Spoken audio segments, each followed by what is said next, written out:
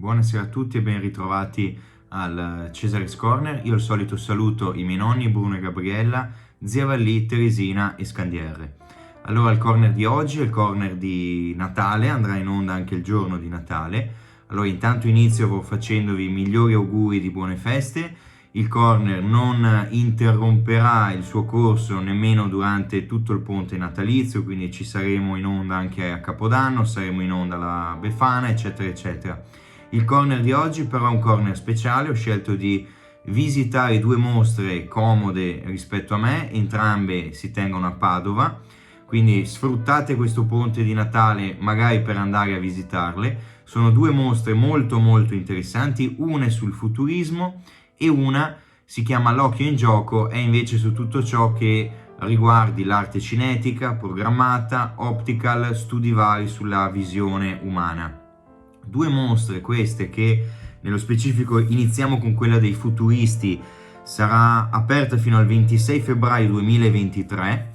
Si parla di una mostra che si tiene a Palazzo Zabarella a Padova, sede storica dove credo sia la sede più utilizzata per le mostre di tutta la provincia di Padova. Lì da quella sede vi ho recensito tutte le mostre degli ultimi 5-6 anni, quindi si parla di tanti corner di mostre. Mancava quella sui futuristi. Mostra sui futuristi che mi è cara perché da un lato ho avuto modo di vederne tante, di recensirne anche diverse nel corso degli anni.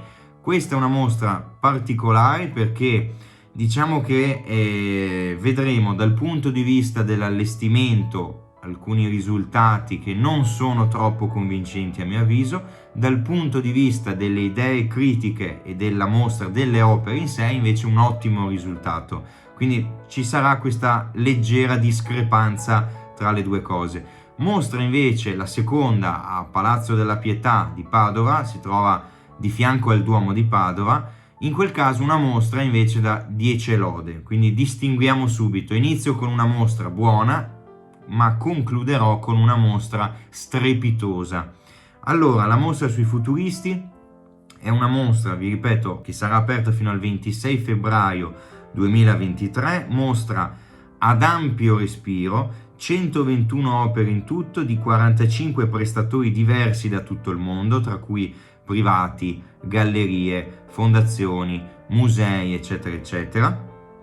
Si intitola I futuristi, gli anni di studio sono 1910, la nascita del futurismo dal punto di vista del gruppo pittorico, poi sappiamo che già nel 9 c'è un manifesto, eccetera eccetera, ma nel 10 diciamo inizia il gruppo di artisti, fino al 15, perché il futurismo non finisce nel 15, vedremo che i singoli artisti andranno avanti a fare tante opere anche negli anni 20 eccetera, ma nel 15 l'Italia entra nella prima guerra mondiale, quindi a livello critico si distingue un prima e un dopo perché le cose cambieranno e non poco, quindi dal 10 al 15. Però il titolo della mostra è Le origini del futurismo, quindi quali sono gli obiettivi della mostra? Quelli sì di esporre il futurismo, quindi Carrà, Boccioni, Balla, Severini, eccetera eccetera, ma tutto ciò che li ha anticipati. E qui c'è una cosa importante, una premessa importante, obbligatoria da fare. Ci sono vari tipi di mostre che si fanno. La mostra monografica, quindi la mostra sul singolo artista che analizza un ciclo, un periodo o altro. La retrospettiva, che è la mostra che di spesso si fa quando l'artista è venuto già a mancare, però è la mostra che indaga tutto il periodo storico di quell'artista. E poi le mostre storiche. Le mostre storiche sono quelle che indagano l'artista e tutto quello che c'è stato prima. Ovviamente non tutto perché sono milioni di anni di storia dell'arte, però le cose, le tappe salienti che hanno portato, che hanno condotto quell'artista a sviluppare determinate idee in un preciso periodo, in un preciso luogo, eccetera eccetera. Poi però all'interno delle varie mostre storiche ci sono le mostre, quelle intelligenti più di altre, che sono quelle che non cercano solo di esporre le opere di quel gruppo e tutto ciò che le ha anticipate, ma anche quello che è nato a partire dal focus della mostra, quindi gli sviluppi, quindi il futuro, quindi cercare di prevedere un possibile esito successivo. quelle sono le mostre più coraggiose, sono quelle mostre che dicono: bene, non facciamo la mostra semplicemente per esporre dei quadri e far vedere alla gente cosa hanno fatto questi, ma per dimostrare come oggi ci sia bisogno di fare quella mostra, perché anche nella contemporaneità noi troviamo delle soluzioni formali che hanno avuto origine e sono giustificate dal gruppo, dal movimento, dall'artista che abbiamo scelto di mettere in mostra. In questo caso, gli obiettivi di questa mostra, se voi andate nel sito di Palazzo Zabarella trovate il comunicato stampa, sono circa 2 pagine di testo critico in cui si spiega brevemente quali sono gli obiettivi della mostra. È sempre interessante, prima di andare a una mostra o anche dopo, ma comunque farlo, leggere i comunicati stampa, perché lì si cerca di invogliare la gente ad andare, no? Chiaramente. E quindi poi cercate di comprendere quali fossero gli obiettivi e quali siano state invece le cose che avete visto effettivamente con i vostri occhi alla mostra, e cercate di capire se gli obiettivi sono stati rispettati del tutto, in parte o neanche un po'. In questo caso ci sono delle distanze, perché nel sito ufficiale di Palazzo Zabarella voi trovate scritto: sarà una mostra nuova, i futuristi come non li avete mai visti, qualcosa di inedito, originale, opere nuove mai esposte prima, una serie di discorsi retorici sul fatto che nessuno ha mai visto una mostra del genere sul futurismo. Chiaramente, in parte è l'esagerazione che ci sta, fa parte del gioco, bisogna invogliare la gente ad entrare in mostra, quindi si esagera un po', ci sta, è la stessa esagerazione del venditore che vi cerca di vendere un prodotto, fa parte del gioco. Poi però c'è chi vola alto e chi la spara ancora più grossa. In questo caso vi dico subito, non c'è niente che non abbiate già visto, chiariamo subito questo. È una mostra come ne sono state fatte tantissime altre sul futurismo, non c'è niente che mi faccia dire che questa è la mostra più importante sul futurismo mai fatta nella storia, perché sarebbe una balla clamorosa. È una buona mostra, punto. Non dobbiamo esagerare, perché altrimenti poi si fa confusione, la gente non capisce più, non riesce a fare delle classifiche corrette, coerenti con ciò che ha visto, quindi è giusto dire subito: è una buona mostra, niente di più. Ecco, dal punto di vista degli obiettivi quindi sono stati esagerati e non del tutto sono stati mantenuti. Il percorso storico c'è, è fatto bene, e anzi la cosa, secondo me, non dico sbagliata, la cosa strana è che quando ho visto la mostra ho iniziato, chiaramente segue un percorso storico. Vedremo, la seconda mostra invece non lo seguirà neanche un po', perché ha scelto altri modi di allestire il tutto. In questa mostra si parte con le 2 correnti fondamentali che hanno dato il via, hanno dato là al futurismo, che sono state il simbolismo e il divisionismo, che in ambito cronologico vengono appena prima. In ambito formale hanno suggerito delle soluzioni, esempio il divisionismo suggerisce al futurismo il segno, è un discorso di segno, il ripercorrere quei passi per arrivare al futurismo. Il segno, questo segno che sembra un formicolio, sembrano delle venature, dei capelli di pittura, ecco che sono la materia prima con cui il futurismo riesce a definirsi in chiave formale. Dal punto di vista invece del simbolismo, si vedrà poi più nello specifico, non è un discorso formale, ma è un discorso di idee, è un discorso contenutistico, ovvero il fatto che il simbolismo, se vogliamo, è la primo, non si può neanche dire gruppo, tendenza o movimento, è una prima atmosfera, un primo tentativo che cerca di svincolarsi da dei soggetti che in tutta la storia dell'arte, dal 400 fino all'800 inoltrato, eccetera, l'hanno fatta da padrone, ovvero mitologia e soggetti religiosi. Cioè, se noi andiamo indietro nel tempo, questi 2 sono i 2 temi fondamentali di quasi tutta la pittura. Temi religiosi, perché la committenza, l'abbiamo visto anche nel corner scorso, no? La committenza era spesso una committenza di papi, di chiese, di alti prelati, eccetera, quindi commissionavano chiaramente Abramo e Isacco, tutte queste scene, i cantici, le madonne sacre in coronazioni, eccetera, eccetera. Poi il soggetto mitologico, che era l'unico modo profano di dipingere. Poi si arriva nel corso dell'Ottocento allo sdoganare una serie di soggetti, una serie di contenuti, di iconografie che fino a prima non c'erano.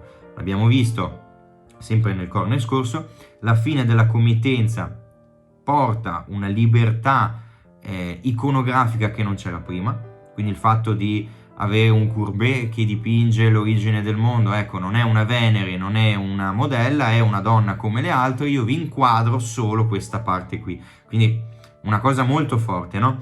I simbolisti sono i primi a dire, bene, non facciamo Courbet e Manet di turno, evitiamo di creare troppo scalpore, però attraverso la chiave simbolista, quindi il valore del simbolo, cerchiamo di dipingere un qualcosa che voglia dire qualcos'altro, quindi arriviamoci in modo però indiretto, arriviamoci giocando di sponda.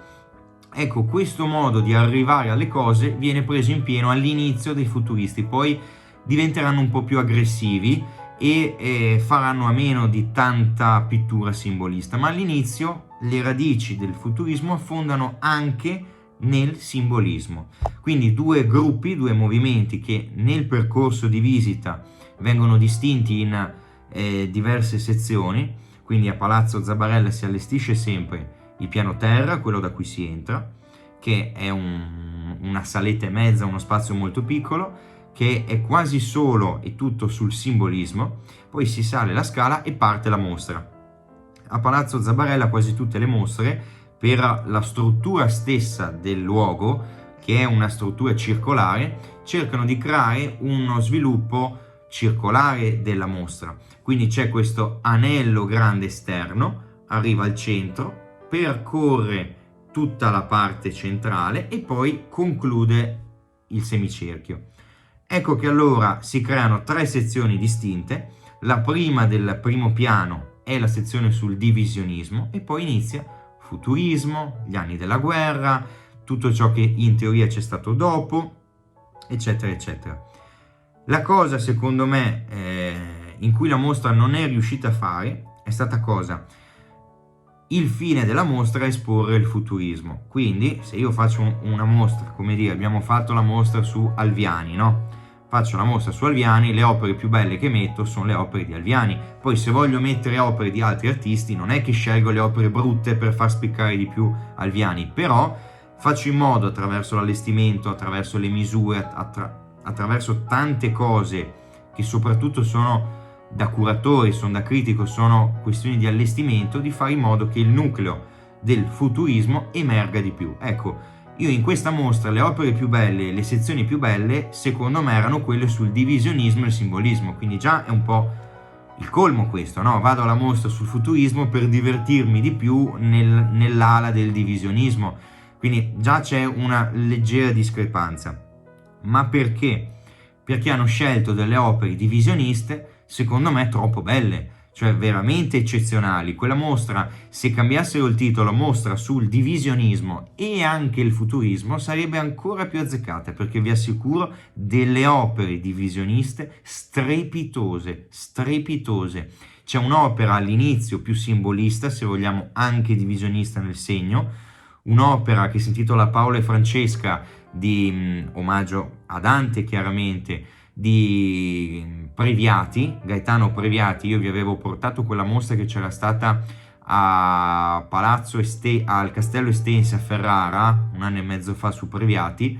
Ecco, quella è un'opera spettacolare da vedere, spettacolare, meritava la copertina della mostra quella. Poi si inizia finalmente con i futuristi.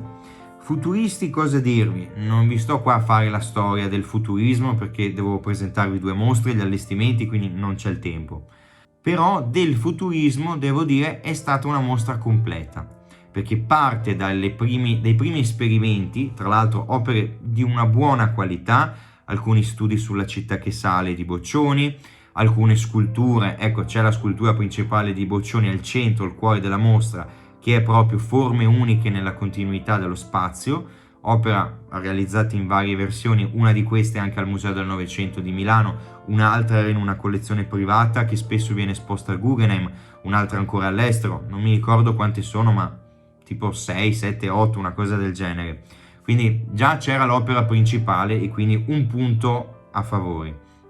Nello stanzone principale, ecco, il momento più alto del futurismo, perché dal punto di vista dell'allestimento. Nella sala centrale, che è la sala circolare, l'allestimento permetteva a parete di collocare tutta una serie di opere di grande formato, buone opere, ecco, ma nel lato frontale c'è questa installazione bellissima, colorata bene, con le opere giuste, gli accostamenti mi sono piaciuti molto, no? Una scultura di Arturo Martini che sembrerebbe non c'entrare niente con le sculture di Fortunato De Pero, invece vedete tanti rimandi formali. A me è piaciuto moltissimo questo pezzo, credo il momento più bello della mostra, però poi mi scriverete nei commenti, mi direte se l'avete già vista, cosa ne pensate, eccetera eccetera. Ecco, qui mi è piaciuta molto. Poi si sviluppa la parte finale, che è la parte del futurismo nel 15, quindi vi avevo già detto, no, nel 15 l'Italia entra in guerra. Sappiamo, il futurismo, chiaramente anche parte di questi artisti si arruolano volontari o meno nell'esercito, quindi non si mettono a dipingere, non hanno modo di fare le mostre, eccetera, quindi c'è un prima e un dopo. Importante e interessante è questa chiave di post-futurismo, che ci viene fornita da un artista, che è l'artista per eccellenza, ovvero Mario Sironi. Abbiamo già visto la mostra di Sironi che c'è stata ad Abano, ve l'ho recensita, quella che era stata fatta a Milano, qualche anno fa vi ho recensito anche quella, quindi ne abbiamo viste tante ormai di mostre di Sironi. In questo caso c'è una parte su Sironi molto molto bella, molto ben fatta, che ci parla del Sironi della guerra, il Sironi che si è occupato di illustrare le riviste dall'Assalto, l'Avanti, il Popolo d'Italia, eccetera, eccetera. Ci sono delle opere di altissima qualità, e quindi quel Sironi mi è piaciuto tanto. Si prosegue ancora con la mostra, si arriva a un'ultimissima sala, solo su Balla, e c'è qualcosina prima su De Pero, che ci forniscono quel qualcosa che vi dicevo. La mostra è una mostra intelligente, se ci permette non solo di guardare ciò che è stato, ma ci predispone, come si può dire, ci mette nelle condizioni di pensare a ciò che sarà. Allora, chiaramente si parla di un movimento che ha più di 100 anni di storia, sono 112 anni dalla nascita, quindi sappiamo già che cosa è seguito al futurismo, però comunque quando si fanno questi agganci, quando si fanno questi tentativi, sono scelte coraggiose dal punto di vista critico, perché scrivere sulle origini del futurismo è cosa nota e arcinota, non si rischia niente, anche il critico più scarso apre un libro, scrive ed è fatto. Quando invece si cerca di capire quali correnti, quali artisti hanno preso su di sé l'eredità futurista per trasformarla in qualcos'altro, ecco lì si rischia anche di sbagliare, quindi lì ci vuole il coraggio critico di osare quel qualcosa in più. Quando lo si fa e lo si fa bene, come in questo caso, la mostra sale di livello, secondo me. In questo caso non è stato esposto solo il futurismo 1910-15, ma alcune derive del futurismo, esempio i vestiti futuristici. Sono degli studi di De Pero e di Balla sui costumi di scena futuristi, perché in pieno futurismo c'erano queste serate futuriste che sono quasi delle performance, se vogliamo sono stati i primi casi, insieme alle serate dadaiste, a sperimentare un'idea di arte totale, arte collettiva, arte sociale, prima di tutte le performance, di tutta la body art, di tutto quel concettuale anni 60-70 che è seguito molti anni dopo. Il dadaismo e il futurismo sono stati i primi a mettere insieme tutto. Il futurismo, prima ancora, se vogliamo, forse è stato il primo in assoluto che ha detto: bene, un movimento artistico non può limitarsi al quadro, all'olio su tela, bisogna espandere il tutto. È vero infatti che il futurismo, tra i tanti manifesti, fa il manifesto del cinema, fa il manifesto sulla fotografia, sul teatro, sui costumi, sulla cucina futurista. Ecco, io ho un caro amico, Guido Andrea Pautasso, scrittore anche, che scrive insieme a me su AV Art Mag, sulla rivista d'arte, e lui si occupa di una rubrica che si intitola Arte e Cibo, e più volte ha parlato del futurismo in chiave appunto culinaria, quindi il fatto che si siano inventati delle ricette futuriste che ricreavano degli ingranaggi futuristi, tutti i loro temi, no? La velocità, l'industrializzazione, lo sviluppo, la tecnologia, eccetera, eccetera, il movimento, anche a tavola. Ovvio, non si possono esporre i piatti nella mostra, questo è chiaro, però quando si espongono i manifesti, si espongono i progetti dei vestiti, si espongono tutte queste cose, si sta già suggerendo un post-futurismo. Quando anche si espongono dal punto di vista proprio di ciò che ha fatto De Pero, per dire, gli oggetti di design, si propongono delle visioni che poi sono diventate iconiche dal punto di vista dei brand, del packaging, eccetera. Ancora oggi tante soluzioni formali del packaging derivano da idee di Fortunato De Pero, quindi quando si espone il futurismo bisogna suggerire anche questo post-futurismo. La mostra lo fa molto molto bene, quindi nonostante, vi ho detto, qualcosina non sia andato per il meglio nell'allestimento, in alcune cose, nel suggerire un dopo, ecco, la mostra ha centrato in pieno l'obiettivo, quindi gran colpo questo. Io direi, siccome sono già 20 minuti e passa, vedo sul timer che vi parlo di questa mostra e poi c'è l'altra, di chiudere qui. L'allestimento, ecco, l'ultimissima cosa, fate caso anche nei video, ha secondo me una scelta che funzionava meglio se fosse stata fatta in modo diverso, ovvero il colore delle pareti di fondo. Non commento le luci, non commento il percorso, non commento l'ordine, scelte di accostamento, quadri, misure, eccetera, ma solo il colore di fondo dei pannelli, ovvero, se ci fate caso, sono un po' forti, sono un po' troppi, ci sono questi cambiamenti, no? Dalla rosa al verde, all'arancione, al rosso molto carico, il giallino, tanti colori, e nemmeno sviluppati come si fa di solito. Voi andate a Palazzo dei Diamanti, andate a Palazzo Reale, eccetera, spesso si usano colori di fondo anche molto forti e presenti, però non si mettono uno di fianco all'altro. Si cerca di fare cosa? Di isolare delle stanze e dire: bene, questa stanza la faccio tutta gialla, questa stanza la faccio tutta verde, quest'altra tutta blu. Altrimenti, quando lo si fa, deve esserci un senso. Esempio, mostra di Mondrian al MUDEC di Milano, ve l'ho recensita circa 6 mesi fa. In quella mostra tutto l'allestimento era coloratissimo, ma perché riprendeva gli stessi giochi, le stesse linee, gli stessi colori identici delle opere esposte, quindi era un rinforzo cromatico. In questo caso invece chiaramente non lo si può fare, non è che si possa dipingere in maniera puntinista il quadro puntinista che si trova appeso, quindi si deve usare un colore unico monocromo. Secondo me ne sono stati messi troppo carichi, forse più per creare un'atmosfera colorata che non per dare veramente importanza alle opere che erano appese. Secondo me queste non sono scelte da fare, sarebbe stato meglio usare meno colori, più tranquilli, più puliti, e dare più importanza alle opere, dal momento che, vi ripeto, quelle divisioniste erano forti, quelle futuriste c'erano tante opere, non dico secondarie, ma meno ancora di quelle secondarie, quindi più spazio alle opere. Non aggiungo altro, prego regia con il video.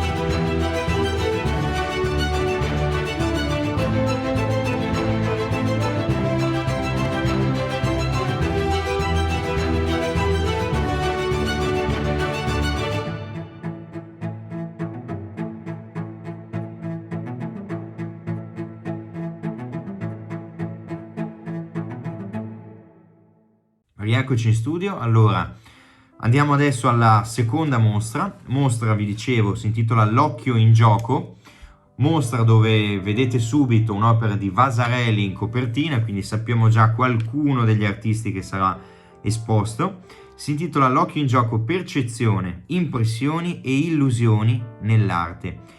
Palazzo del Monte di Pietà a Padova, fino al 26 febbraio 2023.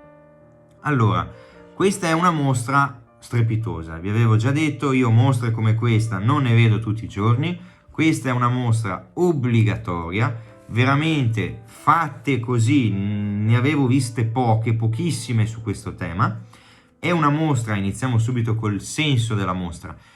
È la mostra che celebra gli 800 anni dalla nascita dell'Università di Padova. Tra i promotori principali di questa mostra c'è un artista, un caro amico che segue spesso i corner, che ho intervistato, che è un grandissimo artista del Novecento, Alberto Biasi.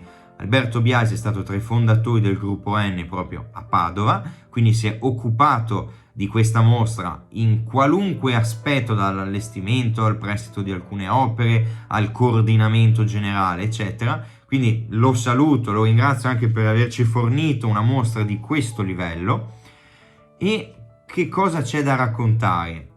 La prima cosa, ecco, questa vale anche per l'altra mostra, una cosa che non mi era mai successa e che mi è piaciuta molto, è stato il fatto che sia dai futuristi che in questa mostra io sono andato un lunedì mattina a visitarle entrambe, prima una poi l'altra, dalle 9:30 di mattina che aprivano entrambe le mostre fino alle 13 circa. In quell'arco di tempo le ho viste entrambe, poi foto e video ci metto un po' di più della media, ma ci ho messo tanto di più. Avrei potuto vederle nella metà del tempo entrambe, perché?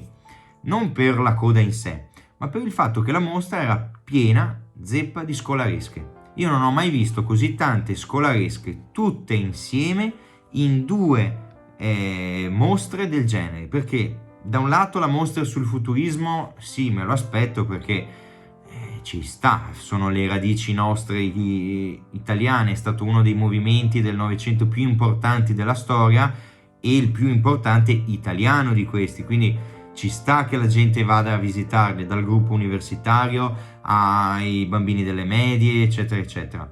Ma questa mostra, questa no. Io non mi aspettavo tutte queste scolaresche, perché non è un tema facile, perché non è qualcosa che si vede tutti i giorni, perché per chi non è esperto potrebbe giocare, potrebbe sembrare un giochino, no? Quei giochini di effetti ottici, più una distrazione che non una cosa seria. Invece vi assicuro che ho visto anche scolaresche di bambini dell'asilo che andavano lì con l'insegnante, io ero lì che ascoltavo finché facevo i video e le foto, e questi che facevano anche domande intelligenti, cioè per la loro età, bambini di 5-6 anni che vanno alla mostra, disegnano, toccano, giocano, eccetera, però vedono una mostra sull'optical art, cioè una cosa incredibile questa, no? Quindi devo dire un aspetto molto forte di questo. Bene che ci siano tutte queste scuole che vanno finalmente a vedere le mostre in un periodo in cui fino a qualche anno fa si diceva ancora eliminiamo la storia dell'arte da tutte le scuole d'Italia. Per fortuna alla fine poi le scolaresche ci vanno a vederle queste mostre. Allora iniziamo con il tema. Il tema, vi ho detto, è l'occhio in gioco, perché questa mostra è stata fatta per attraversare diversi ambiti: l'optical art, l'arte cinetica, l'arte programmata, ma poi come si può dire, approfondendo da gruppo N, gruppo T, Grave, tantissime situazioni che erano sparse in giro per tutta Europa, che approfondivano lo studio sulla visione, quindi il tema è la visione. Quindi non è una mostra su un artista, non è neanche una mostra su una corrente singola, è la mostra su un fatto, che è il fatto visivo, è il vedere.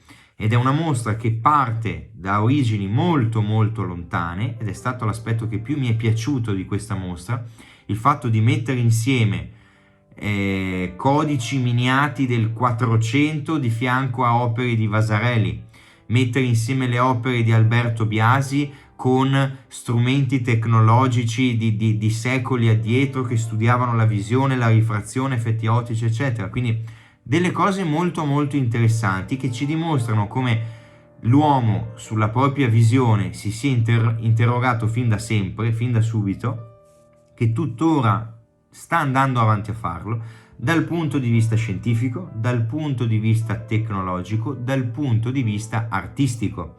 Quindi è bello come arte e scienza siano state messe insieme proprio a Padova, dove c'è stato Galileo Galilei, dove l'arte e la scienza si sono già più e più volte unite nel corso dei millenni. E quindi questa, secondo me, è, non si può dire la chiusura di un percorso, perché spero ce ne siano altre, però per ora è la ciliegina sulla torta di tutto questo periodo storico. È una mostra che, siccome ho qui questo breve fascicoletto che spiega molto molto bene la divisione in sale e il perché di tante scelte, io allora lo rispetto, inizierò a leggere brevemente tutte queste sale, qual è il titolo della sala, quali sono le opere principali, eccetera, e intanto carrellata di foto e video. Allora, iniziamo con la sala 1, Colore come cosmo è il titolo. Si parla di un viaggio che inizia nel XIII secolo, dice il testo, esplorando il rapporto tra colore e percezione nelle prime rappresentazioni del cosmo tra Medioevo e Rinascimento. Si parte con delle miniature, l'image du monde, costituita da cerchi concentrici, a cui si affiancano oggetti, strumenti e opere che mettono in evidenza il ricorso a elementi costanti, il cerchio da un lato e dall'altro lato il colore. Il primo lo ritroviamo nelle mappe celesti e nelle mappe dello zodiaco, ed ecco quindi in mostra gli strumenti di misurazione come le antiche sfere armillari che sono messi in dialogo con le opere della contemporaneità. Nella sfera infine si identifica anche la forma stessa dell'occhio umano, dell'iride, quindi questo doppio collegamento al tema del cerchio e il colore. Andiamo alla seconda sala, che si intitola Teoria dei colori, luce, punti e trasparenze. Qui si parla di una serie di trattati, una serie di teorie, esempio gli studi sulla trasparenza dei colori di Isaac Newton, di Goethe, le teorie dei contrasti simultanei, la legge di Chevreul, Charles Henry con il cerchio cromatico, quindi una serie di sviluppi prima teorici che vengono poi che trovano poi espressione dal punto di vista pittorico, primo fra tutti nelle opere di Georges Seurat, quindi nel puntinismo. Il colore quindi è il fil rouge che lega le opere di questa sezione, che sono opere di Gino Severini, di Paul Klee, di Bruno Munari, di Ettore Sottsass e di Sonia Delaunay. Andiamo alla sezione numero 3, corpi in movimento e l'occhio meccanico. La terza sala dà modo al visitatore di constatare quanta fortuna quelle teorie avranno presso le avanguardie di inizio Novecento. L'immagine del movimento ottenuta attraverso accostamenti cromatici, linee di forza, scomposizioni e ricomposizioni, è infatti un tema che sia il cubismo sia il futurismo tratteranno. Ci sono i due studi di Boccioni per La città che sale, La bambina che corre sul balcone di Balla, oppure il bozzetto delle ballerine per Le Demoiselles d'Avignon di Picasso. Tutte opere che sembrano quasi uscire dalla cornice. Non solo l'illusione quindi del movimento nell'immagine, ma anche il movimento dell'immagine stessa diventerà centrale in quegli anni, grazie alle prime esplorazioni, soprattutto in ambito fotografico, nata proprio nel 1839.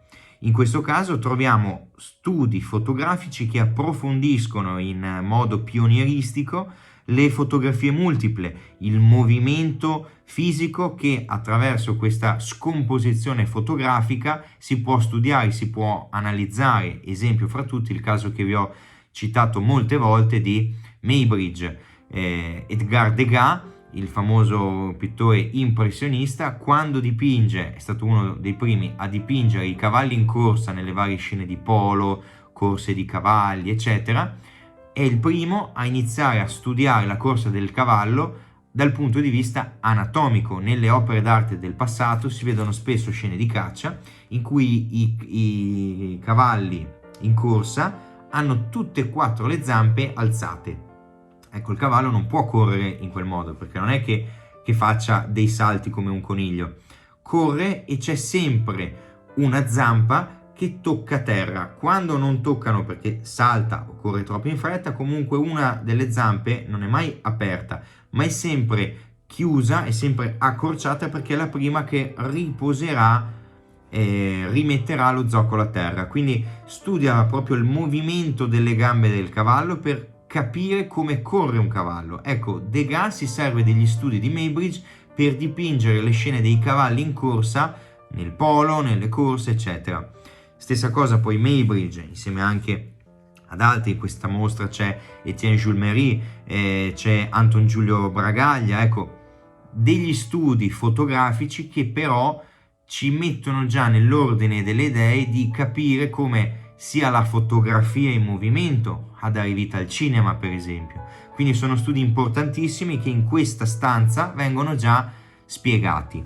Alla sala numero 4, dal titolo Colore e geometria instabili, troviamo invece una sezione dedicata al colore e alla geometria. Si assiste all'ennesimo abbraccio tra arte e scienza, qui accomunate dalla fascinazione per il movimento, in chiave tattile e manuale, tecnica e meccanica, dalle geometrie di Joseph Albers alla scuola del Bauhaus. La rappresentazione del movimento qui si evolve nell'astrazione, anche italiana. Troviamo opere di Osvaldo Licini, Regina, Munari, Nigro, le sculture mobili di Alexander Calder, che sono caratterizzate dalle stesse geometrie scomposte e fluttuanti che si ritrovano anche in un pioniere dell'arte cinetica e optical come Victor Vasarely. Ecco, qui troviamo di tutta la mostra forse l'opera a mio avviso più bella in assoluto, che è questa tela gigantesca, sarà un 2 metri per 2 di Vasarely, dai colori strepitosi. E la cosa ancora più importante è un macchinario, una macchina che si muove, no? Questa macchina elettrica che vi fa scorrere dei pannelli mobili con delle litografie, degli studi, degli approfondimenti eseguiti tutti quanti a mano da Victor Vasarely, che ci spiegano come lui progettasse lo sviluppo, magari la serie Vega, no?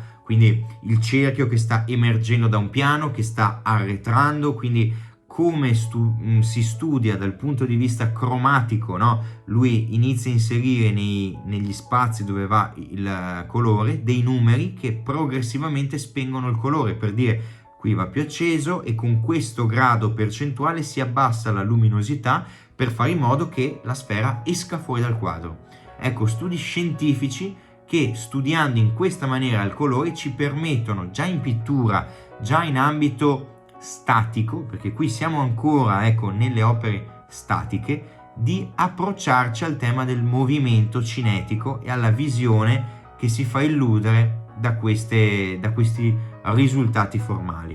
La sala numero 5, labirinti ottici del bianco e del nero. Questa è una sala black and white dove il processo di astrazione viene concepito a partire dall'essenzialità del bianco e del nero. Si creano quindi degli stranianti labirinti ottici in cui il tema principale, l'obiettivo delle opere non sia creare un oggetto che abbia una valenza estetica, ma creare un effetto. Questo è un altro aspetto fondamentale di tutto ciò che vedremo dopo, gruppo N, gruppo T, grave, eccetera, ovvero il fatto che l'opera non ha un valore esclusivamente in quanto opera, in quanto oggetto finito, ma ha un valore nella misura in cui è in grado di creare un'esperienza nell'osservatore. Chiaramente l'esperienza non è un qualcosa che si possa appendere al muro. L'opera è solo un innesco, un qualcosa che deve far scattare in voi una molla, e l'opera vera e propria sono le vostre sensazioni, le vostre percezioni sensoriali di fronte all'opera. L'opera è quindi solo un mezzo per raggiungere un fine, non un risultato. Questo è una cosa importantissima per tutto ciò che vedremo poi in mostra. La sala 6 si intitola L'arte optical conquista la scena. Si arriva finalmente agli anni 60, il terreno è ormai fertile, la strada è spianata per il trionfo su scala mondiale dell'arte optical. A sancirlo sarà una mostra cruciale, The Responsive Eye, che si tiene al MoMA di New York nel 1965 e il cui titolo è stato volutamente ripreso anche da questa mostra. Con l'arte optical l'artista diventa quindi da pittore scienziato, perché ha un approccio alla visione neutro, analitico, ma al tempo stesso rivoluzionario. Le opere non sono più il racconto statico di un movimento, ma al contrario è il fenomeno estetico che accade davanti ai nostri occhi. Queste opere non sono più aspetti statici di movimenti, ma sono movimenti puri. Questo è il passaggio ulteriore. Da qui andiamo alla sala 7, che si intitola Prospettiva e inganno, dove si fa un salto indietro, nel passato, per capire come tali fenomeni che sono giunti a piena maturazione nel XX secolo erano in verità già germogliati molto prima, dove nei ritratti rinascimentali e barocchi dedicati allo studio dello spazio e della visione, che tra il XVI e il XVII secolo permisero di creare stupefacenti distorsioni prospettiche chiamate anamorfosi. Ottenute grazie a raggi obliqui e specchi cilindrici, le anamorfosi innescarono una rivoluzione in cui, se prima il quadro chiedeva frontalità rispetto alla tela, questi inganni ottici trasformano lo spettatore in una parte attiva del processo di percezione dell'opera. In pratica, per guardare l'opera fino in fondo, l'osservatore deve muoversi davanti all'opera. Si introduce finalmente il tema del movimento, non più dell'opera, ma dello spettatore davanti all'opera. Lo spettatore diventa attore, diventa personaggio di scena, come se fosse all'interno di una performance. Deve iniziare a spostarsi per rendersi conto di ciò che realmente accade di fronte ai suoi occhi.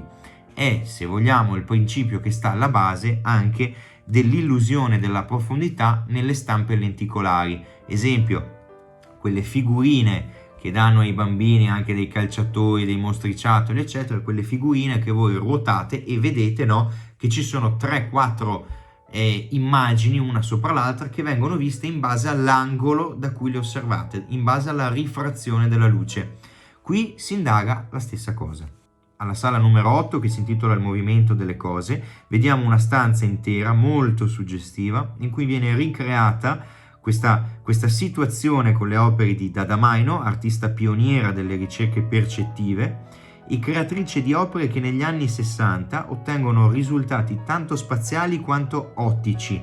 In questo caso si tratta di minuscoli segni che vengono tracciati su rotoli di poliestere per catturare il movimento delle cose, il titolo anche di quest'opera, in un proliferare ottico e insieme esistenziale.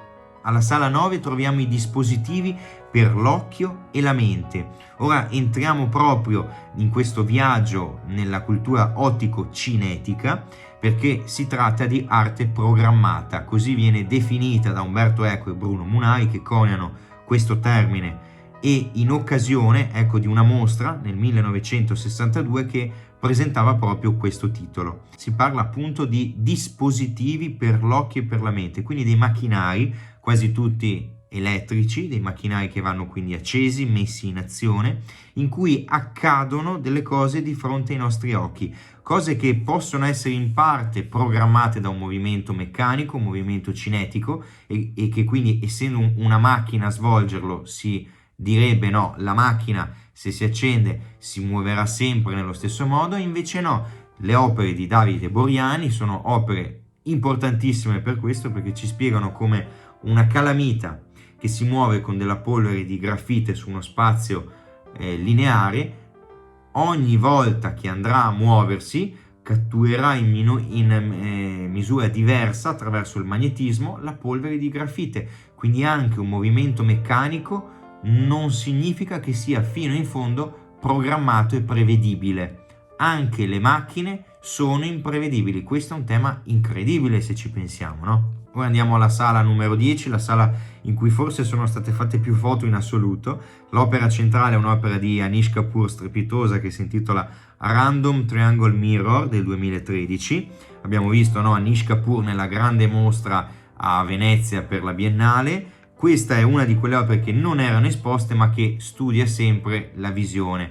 Kapoor, lo sappiamo, ha studiato per tanto tempo questi fenomeni di profondità attraverso il tentativo di creare delle forme pure con colori puri, che quindi ci nascondono delle protuberanze, delle introflessioni, eccetera. In questo caso lo studio su uno specchio che viene scomposto in tanti triangoli, ed ecco l'effetto ottico che crea. In fin dei conti Lo specchio è sempre stato uno dei dispositivi ottici per eccellenza. In questa sala si mettono insieme opere di Anish Kapoor, opere di Mach e Luther, che sfidano l'uomo alla visione. Si giunge alla sala numero 11, che si intitola Space Oddity, in cui gli specchi deformanti accolgono lo spettatore di fronte a questo volto di David Bowie di Space Oddity, che è anche l'album sulla cui copertina, famosissima, il volto della rockstar era sovrapposto all'opera di Victor Vasarely. Si arriva alla sala numero 12, gli ambienti.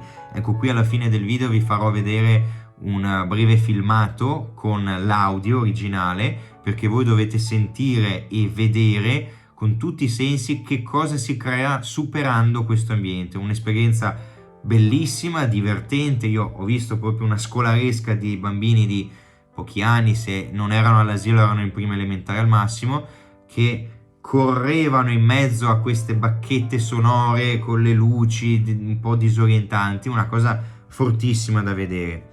In questa sezione non ci si limita a esporre singole opere del gruppo N, ma si ricostruisce appunto un ambiente. Erano stati studiati per gli allestimenti delle esposizioni del collettivo padovano. In particolare viene ricostruito l'ambiente struttura SCSC, presentato nel 1967 alla mostra di Foligno, Lo spazio dell'immagine, nella quale il visitatore, costretto a deformare la fissità dello spazio con il proprio corpo, fa esperienza di una situazione di suggestiva instabilità cromatico-percettiva. E ora terminiamo con le ultime sale. Qua si parla, se non sbaglio, ormai dalla sala 16-17 fino alla 20, di un piano più in alto, si passa al secondo piano. Qui si trova tutto un focus sul gruppo N di Padova, quindi le opere di Biasi, di Chiggio, di Landi, di Costa, di Massironi.